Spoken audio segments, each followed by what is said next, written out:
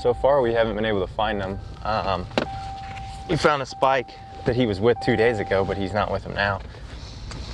I don't know, it's weird. I think that wind kind of got them to change up their pattern last night for whatever reason, because they definitely didn't go to the pivot unless they went to the pivot in the dark and they're already back. But we're gonna hike up the hill where we can have a solid vantage point and see if we can find them.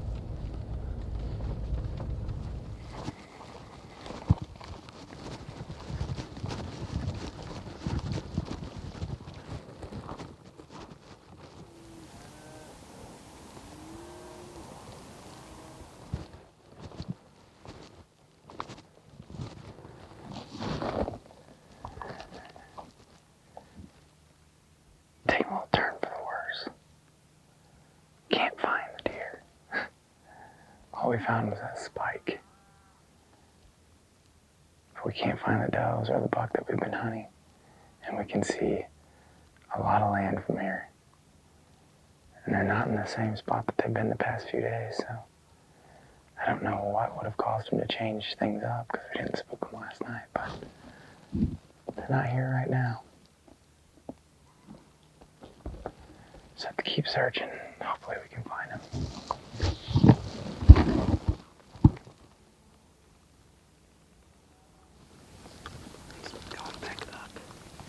We'd kind of given up on where he usually was at. I had, at least. Chandler looked down there and ended up spotting him.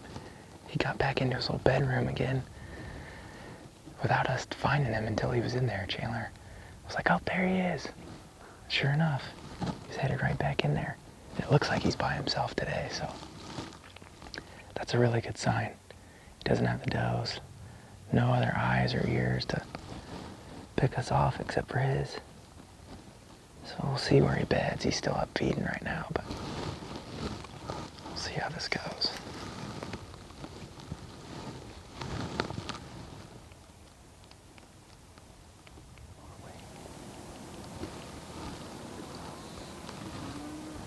He's really... There it is. He's gonna lay in the same bed.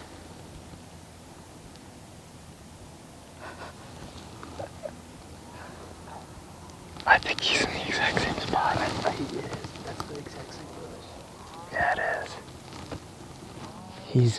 He's bedded in the exact same spot as yesterday. And I think that's a good thing. I don't know, we never could lay eyes on him when we went down there yesterday to try and put a stalk on him, but the good thing about today is he's all alone, so we're gonna start making our way down there and move in on him. It's so calm though. There's like hardly any wind. We'll have to take our boots off and try to sneak up close to him.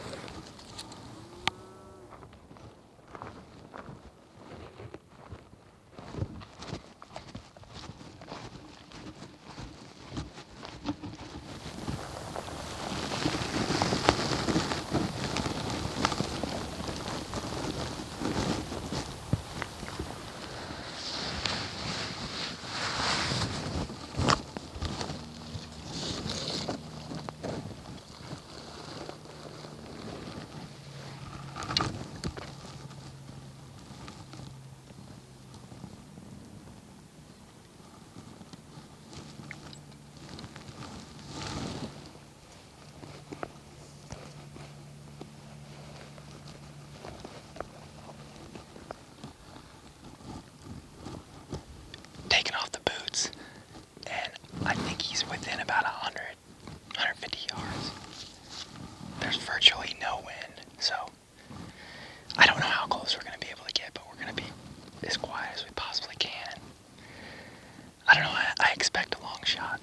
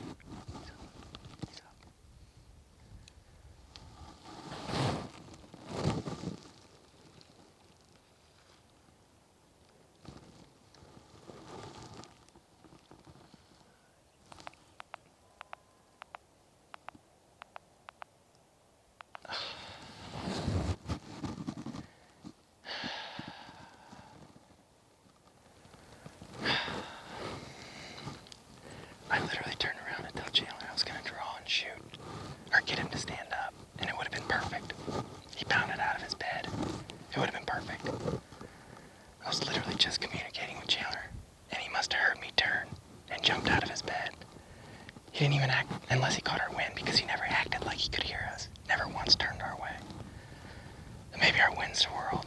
I would say that's what had to have happened, but dang, we were, man, 19 yards. I would have never thought we were gonna get that close, but insane. That was cool. I really thought I was about to get a shot. 5 seconds later, I probably would have, because I was just getting ready to draw my bow. Our wind had to have swirled, because there's no way he heard us. He never looked at us once. Dang, we walked like 100 yards barefoot, which is awesome. I never thought we could be that quiet in here, so. It felt good just to go on a stalk. That was fun. Wow, there's his bed. Got it smashed down pretty good.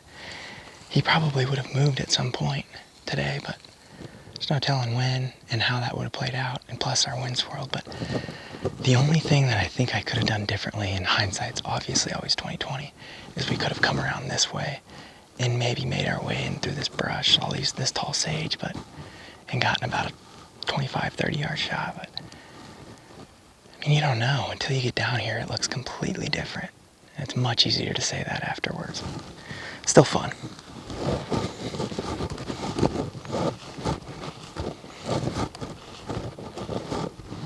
So we're on our hike back, and we came on the other side of this little ditch from where he was at, where I was talking about when we went and looked at his bed. And from here, it's 30 yards, and it's perfect because it drops off right here. You could walk right up this ravine and get right in here if you have a south wind. So if he comes back to this bed, which I don't know that he will, but if he does, he's in big trouble, because we'll be coming in right here. I'll have a perfect 30-yard shot of him laying right there. Get him to stand or whatever, and be game over.